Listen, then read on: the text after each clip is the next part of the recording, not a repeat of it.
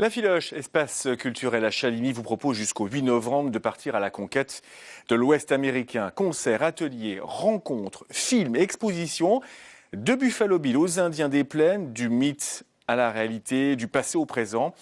Un cycle thématique élaboré avec un collectionneur et guide hors pair. Franck Gaillet avec Bruno Courtois. Ici, j'ai une omoplate de bison. Alors, on verra ce qu'on peut faire avec une omoplate de bison. Ici, j'ai une côte de bison. Avec une côte de bison, on peut faire des manches de couteau, manches d'outils ou de grattoirs.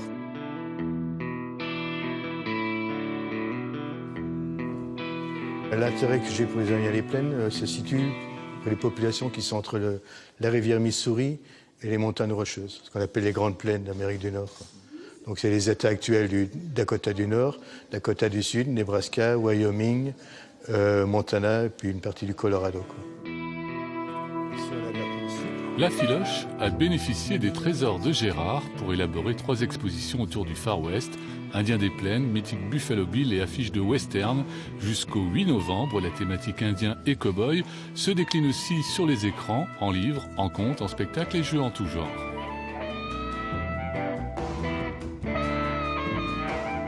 Les thématiques qui sont choisies sont des thématiques qui peuvent justement à chaque fois être exploitées par les différents services des services culturels de la communauté de communes.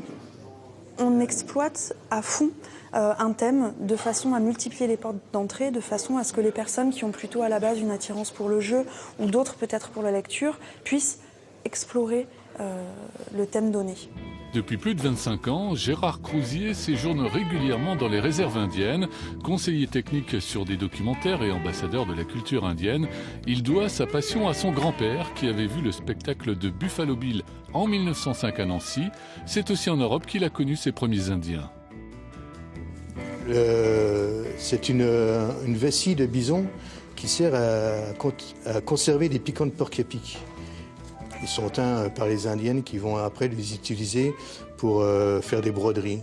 La première fois que j'ai rencontré les Indiens, c'était ici à Nancy, au Festival mondial du théâtre, c'était en 1973.